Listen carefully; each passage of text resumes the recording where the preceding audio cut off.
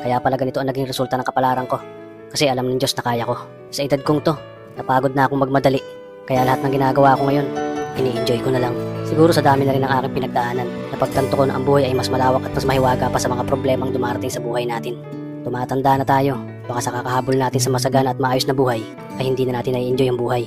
Baka nabubuhay na lang tayo dahil nape-pressure tayo sa sasabihin ng ibang tao.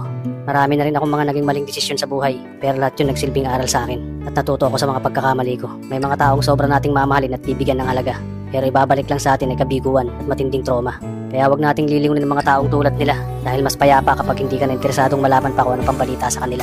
At wag mong idepende ang sarili mo sa kahit kanino. Tandaan mo, kahit sarili mong kanino, iiwan ka din nito kapag madilim na ang paligid mo.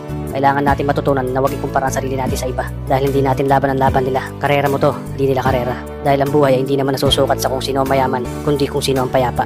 Kaya galingan mo lang palagi tol dahil napakaraming tao mapanghusga, hihilahin ka pababa. At lagi mo itong tatandaan na makakatanggap ka lang ng papuri mula sa kanila kapag patay ka na.